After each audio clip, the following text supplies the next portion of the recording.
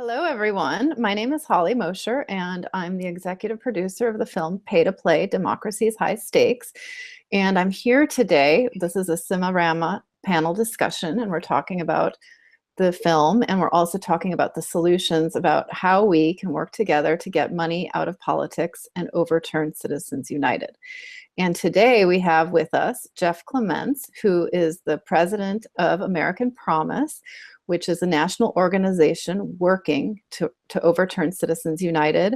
He's a lawyer, and he's also the author of a very fantastic book that I recommend you read, and it's called Corporations Are Not People. Go figure. So Corporations Are Not People, Reclaiming Democracy from Big Money and Global Corporations. And you can find American Promise at americanpromise.net, and you can find Jeff on Twitter at Clements Jeff. So welcome, Jeff. Thank you for joining us. Glad to be here with you. Yeah, it's good to see you again. And just to let people know, a few years ago, Jeff and I did a 28th Amendment National Roadshow where we went to 6 cities and really talked about the solutions of getting money out of politics and overturning Citizens United. And a lot of progress has happened since then. So Jeff is here to update us about what's happened.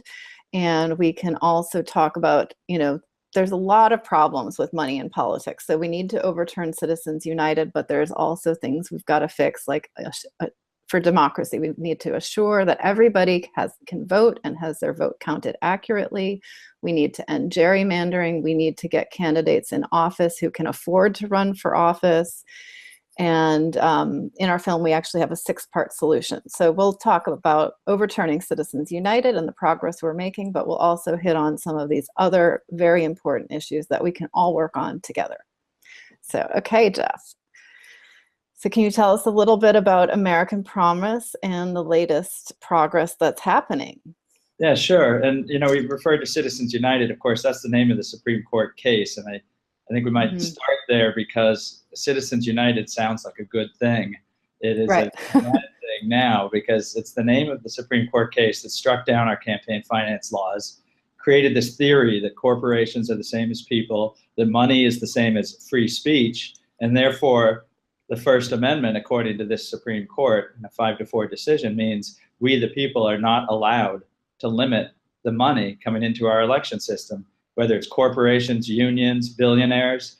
And that is driving so much of the kind of catastrophic setback of American democracy. We've had $40 billion spent since the election, $200 billion, or since the Citizens United decision in 2010, $200 million by just 3 billionaires in the last election. Wow.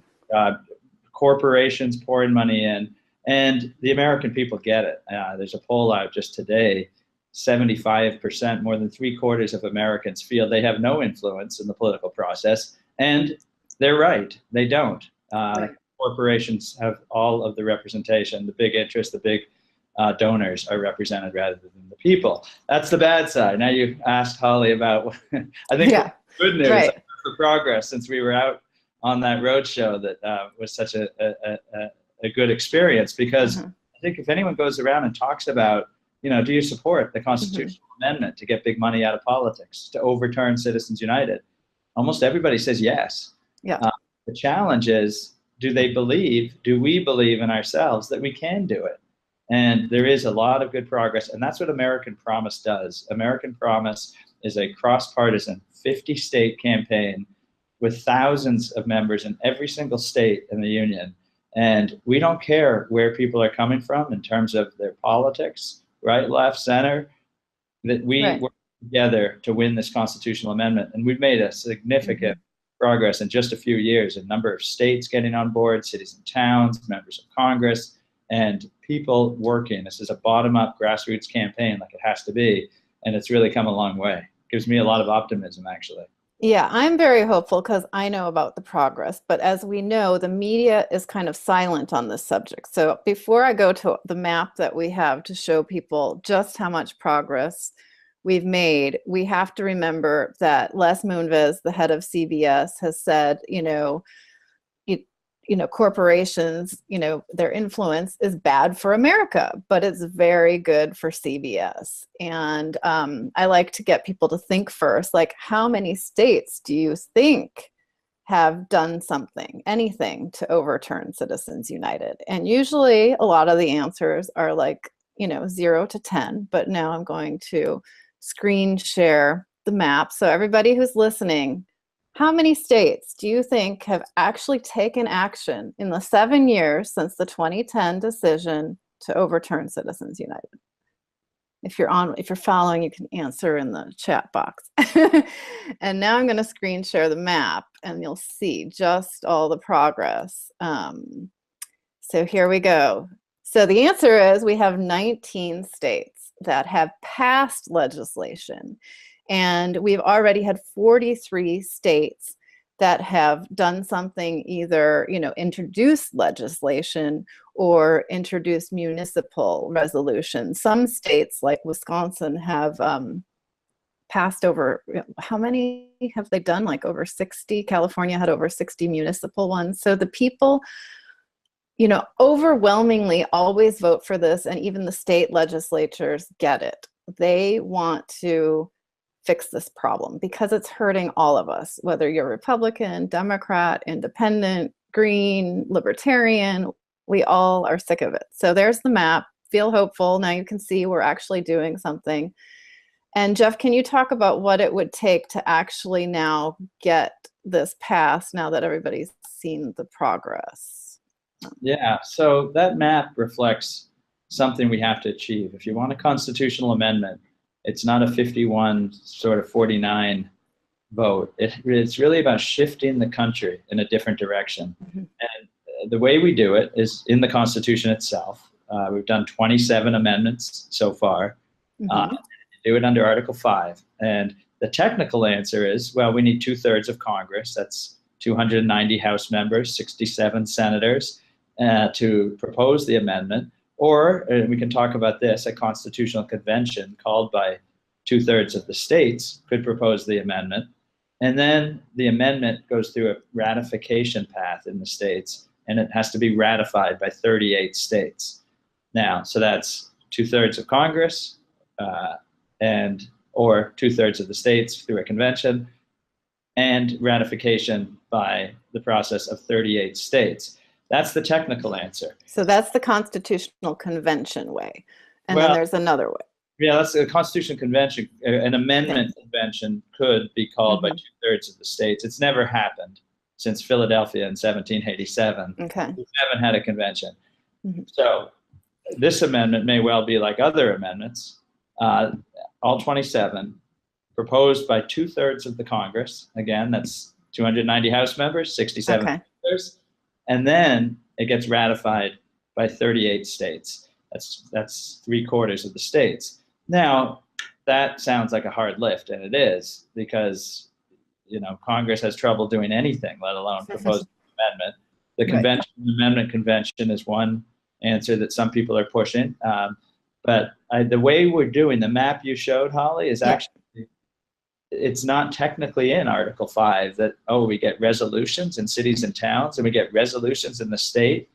That's not technically required, but it has always been effective in doing exactly what we're doing, knitting together a national movement that will win this. That's how women got the right to vote. That's why we elect senators. It's how we have an amendment that guarantees the right to vote regardless of the color of your skin. It's how we ended the poll tax. That's how we got the Bill of Rights. Virtually every advance in, the American promise, that's why we call it that, the American promise, equal citizens, governing ourselves together. Every advance has needed this kind of movement for constitutional amendment. So this pushes our legislators to act. So the states putting the pressure on their legislators in Congress and the Senate. So can you tell us about, there's actually 2 bills before Congress right now. Could you talk about the 2 bills and what are the pros and cons of each of those bills and how we could push our Congress members to support those? Sure. So, and again, I think you could also probably do your question, Holly, about how many, members of Congress are actually on board, what would you get? And people will be surprised. We have 44 senators already co-sponsoring a version of this constitutional amendment that will get money out of politics and overturn Citizens United. We already have 105 members of the House of Representatives co-sponsoring this amendment. So this is real. And as you said, Holly, there are 2 or 3 different proposals. That's a healthy thing. This is a good thing to do. We have time to get the wording right. But there's 2 different versions that are similar. They both address money in politics, and they both address the problem of corporations claiming the rights of people, and they do it in slightly different ways. There's a bill that's been introduced in the Senate by Tom Udall, senator from New Mexico, and one in the House as well, same version. And what that says is, hey, we the people have the right to limit the money in politics, to have campaign finance laws, to say that we can have maximum spending and contributions so that all Americans are represented and have free speech rights. And then Section 2 of that says that we can distinguish between corporations and human beings. So we can have a low limit, small dollar kind of funding system for campaigns and say, you know what, corporations have no place in political campaigns and have zero limit, no money corporations allowed. And that would not violate the Constitution, like somehow corporations have a right to spend money. Only the Supreme Court nowadays thinks that. Nobody, we're going to change that with the amendment. The second bill is introduced in the House. I think it's H.J. Res 48 now, and it's called We the People Act. And it says that Congress and the states shall enact those limits. It's a shall. It requires Congress and the states to do it. And it says that only human beings have constitutional rights, not corporations. And so the pros and cons are essentially about that wording and will it be effective for what we want to achieve without having unintended consequences. So there's a good, healthy discussion about that. Confident we'll see good, strong language to make an effective amendment around those principles that both bills reflect in time for the vote that we're going to be pushing for over the next couple of years. Right. So we have the Democracy for All Amendment, which is SJ Res 8 in the Senate and HJ Res 31 in the House. And we have the We the People Act, which is HJ Res 48. So people in America could call their Congress members and their senators and say, can you please support SJ Res 8 or HJ Res 31 and 48? And we've seen that if people put pressure on, that, you know, sometimes Congress does listen to us if we come out in force.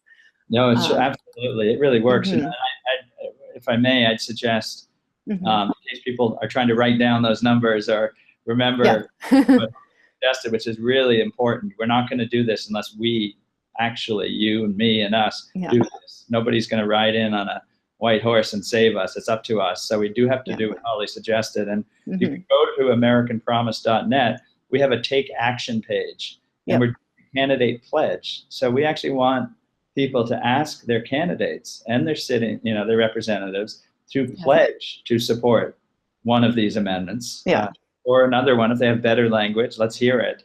But not allowing somebody to face the voters without being asked, where do you stand on this? And then we think people will vote accordingly. So you can download the candidate pledge at Take Action, the tab on AmericanPromise.net, and there's a bunch of background that you can read about as well.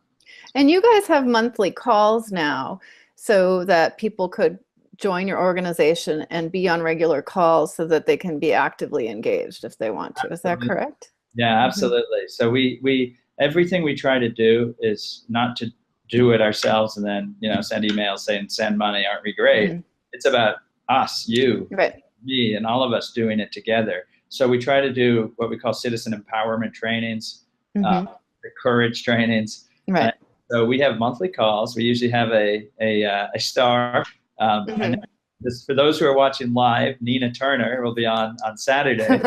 Love Nina. We record all the calls too, so you can see those on our YouTube channel, American Promise. But we've had, cross-partisan people, and John Pudner, Take Back Our Republic, a Republican who supports the amendment. Nina Turner, as I said, with Senator Tom Udall, and John Tester, and others have been on our calls. And then we do a citizen training. So how do you make the case to a member of Congress? Right. What is the most effective way to deal with what Holly rightly described of kind of a news blackout from the mainstream media? Well, our letters to the editor published in local papers actually are credible, effective. It has people give more credibility to their local papers nowadays than they do to the national media. And we've had literally thousands of citizen actions based on our trainings taken, letters to the editor, and everywhere from Wyoming to Oklahoma to California, Massachusetts, and everywhere in between. So the calls are always the second Saturday of the month. Second Saturday, great. 1 Eastern, 10 Pacific, and just check out AmericanPromise.net, look for the calls, or drop me an email at AmericanPromise.net, and we'll plug you in so that you can find out when these calls are and how to get on them. That's great. And then we've had some questions from the audience. And one thing, I mean, we hear about draining the swamp, and really the idea of draining the swamp would be overturning Citizens United. So the question was, how much damage can the Trump administration do with what's happening? We're seeing, you know, what are we seeing with the money in politics in the current administration? Yeah, you know, this problem has been a long time coming. And if we don't take action as citizens, this problem will still be here after Trump leaves office. I think a lot of damage is being done every day, and we need to get a handle on the destabilizing, unjust way that we do politics these days. The problem is, there are a lot of strong views about President Trump and a lot of things that we could say about that. But if we don't fix the problem where basically politicians respond to donors, not to voters, then we are doomed. But the doom will be the way that our founders feared, which is oligarchy, plutocracy, government by a ruling class of wealthy people. That's what we overthrew with the American Revolution.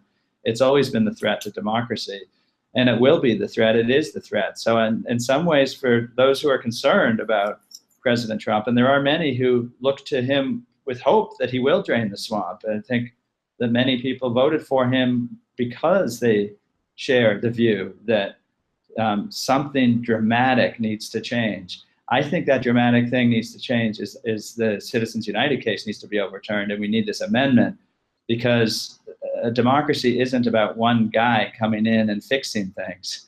And we looked at, what did we say about the threat of this money in politics? And it wasn't just, progressives, Republicans like Jim Leach, who's on our advisory council, who says we're going towards corporatist oligarchy.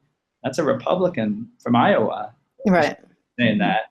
Then the fact that the CEO of Exxon is the Secretary of State, that a guy in the pocket of oil companies is running EPA. That we have a tax cut that gives money to donors. And literally a senator today said, if we don't pass this, the donors are going to stop giving. They're literally basing their decisions on whether donors are going to keep giving them money. That has to change. And that's what dooms us if we don't take action. So, there's a lot of damage. A lot of damage has already been done. I think we're seeing it every day in this country. We're seeing it. Syria just joined the Paris Accord on climate. Wow. America. And we left, right. One country in the world not doing it. That is another symptom. And we're doomed if we don't change it. And you can listen to the scientists or look at history. This is how democracies die. But I wouldn't want to leave on that note, because as Holly said, and we've been trying to convey, the tools are in our hands to fix this. We can do this. We will do this, because I don't think Americans are going to tolerate being doomed, and we're going to win this. And it's sort of like Winston Churchill when London was being obliterated by bombs. It'll be our finest hour, because we'll do it at a time when things did look so bleak, and we'll turn it around with the 28th Amendment. Yeah, sometimes you have to get to the ashes to rise above. So I want to talk about a couple other things. I talked about we have several solutions. So You know, let's talk about public financing of campaigns in order to have candidates who are not beholden to donors. We've seen some candidates now, which is super exciting for me, just say they're not going to take any corporate donors. And then you can see that when they're voting. So can you talk about what's going on in the public financing system? You know, certain states have it, certain cities have matching funds, things like that. Sure, and so the idea that we have to get to is that our politicians fund their campaigns, and the people, anyone can run for office and raise money in smaller amounts so that the people are actually represented. And public financing of elections or citizen-funded elections, or whether you do tax vouchers, as I described, are all a way of getting there. So Seattle just had their first election where you could run for office, and by getting a number of very small donations and electing to say no to the big money, no to the big money donors, no to the corporations and the PACs, you can then get a match of public money, which it would be not a huge extravagant, burden on the taxpayers, but enough to be able to run a real campaign. And the voters like it, the candidates like it. You talk about the issues instead of hiding away in a dark room, calling rich people and asking them for money. You're actually talking to constituents and voters who can give small donations and then qualifying for the public money. It's an idea that has a lot of potential. Maine is doing it statewide. And just passed another ballot initiative to try to strengthen the system. The danger of Citizens United is not just all the outside money. It's that even if you try to do a small donor model or a public funding model, the Supreme Court says you're not allowed to keep the super PACs and the corporate money out. So some of the candidates say, well, I won't be able to compete because there's going to be millions and millions of dollars of outside money. Or they just overwhelm the voters' choices with massive amounts of money. And so I think ultimately we'll need to be able to say with the 28th Amendment, it enables us to say none of that outside money is going to be limited. And then we'll have a really healthy sort of ecosystem for a public funding model or a tax voucher model to get, or a small donor model like Bernie Sanders did and Ron Paul a few years before, where it's primarily normal, everyday people pitching in a little bit of money. That adds up to plenty to run a campaign. So I think there's a lot more people trying the public funding model, voting for it in places, and we'll see more of it. I think if we could say no to the outside money, we'd really see a lot of these programs succeed. Yeah, and we see, like I've heard that candidates sometimes spend, or even people in office are spending 75% of their time fundraising. So instead of reading the legislation or talking to constituents about what they should be doing, they're actually just dialing for dollars constantly. I think there was a great Last Week Tonight with John Oliver that really looks into that in depth, and it's great because it's disgusting that that's how they have to be in office now. You have to be a good fundraiser. Like that's the #1 qualifier. Otherwise you don't get it, as the campaigns get more and more expensive. Right. So now I wanted to segue. I wanted to tell people about one win we had here in California. One of our Fix with 6 solutions from Pay2Play, the film that you can see here on Cimarama, is disclosure. And California worked for many years, and they finally, after being shut down year after year, got disclosure passed. So next year in California, on any political ad, you're going to have to see the top 3 donors, not like Citizens for a Clean Environment when it's really Exxon, talking about this, proposition on our ballot. So it's very exciting that we finally passed disclosure here in California, and other states could then work on, now that there's a role model, really knowing who's bringing these ads to you, because people are really influenced by these ads, whether they think they are or not. There's always like, oh, I can see through it, but they're so manipulative, which is why they spend so much money on it. Here in California, every time there's a bill about the pharmaceutical industry, they will spend over $100 million in ads and everything to shut it down if it means lost profits later. So this is big money we're talking about. So I just wanted to share that win. And then I wanted to next go on to the next solution, which is gerrymandering. And we have a very exciting case before the Supreme Court now about gerrymandering in Wisconsin. And there's been several types of gerrymandering. There's some that's done racially, and then I believe this case is done politically. So if you could share what your insight is. And just so people don't know, gerrymandering is when the politicians are drawing the lines of districts. And usually, you know, maps should be done fairly. Everybody wants fair maps. But most of the time, these map lines are drawn by the politicians. Now, actually, in California, several years ago, we got it done by an independent council. So it's not politicians. And other states have done this too. So that's another thing you could work on in your state. Fair districting lines, because they will just make these. And I think John Oliver, again on last week, tonight, has a great gerrymandering segment. So watch that. And in our film, we talk about it. We actually have Jerry Springer talking about gerrymandering. So how we can fix the lines so that, you know, your vote really counts and it's not been tricked. And certain states even have, you know, like the state might go 50-50 Republican Dem, but you'll see in the state office, it might be almost 70% going to one party or another because it's not done fair. So Jeff, if you could share your insight on gerrymandering. Sure. This case in the Supreme Court right now, it's been argued already. There'll be a decision sometime this term, so sometime in the coming months. The case is called Gill versus Whitford, and it comes out of Wisconsin. And the plaintiffs brought the case because they basically felt like they weren't represented at all. And it is related in some ways to the big money. And the idea of the districting lines to design like what district the members of Congress represent or state representatives do they represent. Those lines are based on census. So every 10 years, they'll look at the number of voters and try to draw the lines so that there's a roughly equal number of voters in each district.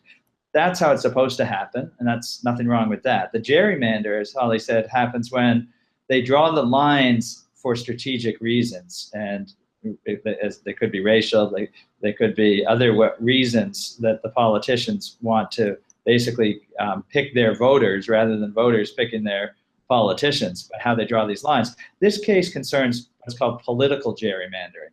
So the Republicans at the time of the last census put huge amounts of money to taking over the Wisconsin State House and getting a majority in the State House, and with an intentional game plan to then draw district lines that would be in place for the next decade that would virtually make it impossible to break a majority Republican control of the Wisconsin State House. And that was called political gerrymandering, because basically they drew lines so that Democrats went into districts where they could get some votes, but not necessarily, but not enough to actually control the State House. And the lines were drawn to create Republican winning districts in enough to always have control of the State House. And so even Republicans now are saying we can't do that, because the Democrats could do the same thing, and they do it too. And it's basically whether we have a right to be represented in a fair way, rather than being sort of sliced and diced as Americans into sort of, political ghettos where our vote doesn't really count because it's already been decided by how the districts are designed. Now, the Supreme Court has always resisted getting into this. They haven't ruled that political gerrymandering violates the Constitution. That's what this case will decide. Is this a violation of our rights to equal representation, to equal protection of the laws, if we aren't able to be represented? And there's some hope that it'll turn on Justice Kennedy, and that they may well decide that this just goes too far. It goes too far, and that we cannot have the lines being drawn in this way. And that would be a significant reform. I think if the Supreme Court decides, no, we're not going to fix this like they have before, then I do think we have to have people really pushing hard for the kind of independent commissions that California did, as Holly said, and Arizona did it, and basically take this out of the hands of partisan politicians And let's have fair ways of drawing lines, which basically are like normal towns, normal river valleys, the way most people think about what's your district, what's your area. I think everyone in our head, we kind of know basically what's our neighborhood. Yeah, and that's how the lines should be drawn. And people will do it better than politicians. Well, I'm also going to show another map. Oh, wait. I'm hearing feedback from you. Or I'm hearing myself. Let's see. Can you see this map now? Yeah. Okay, this is a gerrymandering that's going on. And if it's done by one party or another, you can see the red ones are Republican gerrymandering. The blue ones are Democratic gerrymandering. And then there's some that are in the middle. And then the gray ones are the ones like California, where it is an independent commission. So you see a lot of the states have been working to get independent commissions, and that's where we need to get this entire map looking. So I just wanted to share the progress here. And then before we go, I wanted just to talk about voting rights and what's happening, because that's our other solution. So there's several ways that voting gets compromised. There's voter suppression, and most recently we've seen issues with cross-check where people are they've shown cross-check has a 99% inaccuracy rate. So people are getting cut from the rolls because there's this program that's checking if they're voting between one state and another, but their accuracy is 99% wrong. And that's Chris Kobach, who's been doing that in 30 states. And of course, we've had voter suppression that's often done with racial motivations, as we've seen historically. And then we've also seen a lot of concern around election fraud. And I think it's an exciting time right now that people are waking up to how this, sham voter commission has been formed and being led by the guy who has a 99% inaccurate form of clearing voter rolls. So, now is the time to fix voter suppression after the Voting Rights Act had been gutted a number of years ago.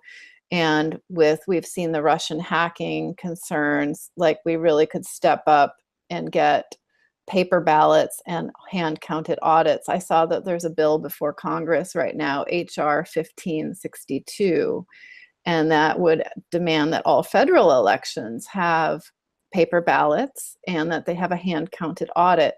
And, people, the thing with voting issues is everybody's like, oh, it's a state issue, not federal. But, there are federal elections, and we could have this one bill that passes paper ballots and the hand-counted audits, so we know if the machines are right. Because if there has been foreign interference or any interference, wherever it's coming from, if you go back to the paper ballot that people have voted on, with pen and ink, and then you do the audit, you can see with your own eyes. Because last year there was the recount, and one OptiScan machine in Wisconsin, after the recount happened, they found had a 5% error. So that's significant, especially Wisconsin. This election came down to 22,000 votes. Michigan came down to 11,000 votes, and Pennsylvania came down to 46,000 votes. Pennsylvania had no paper trail, so they couldn't even do a recount or verify that nothing had happened.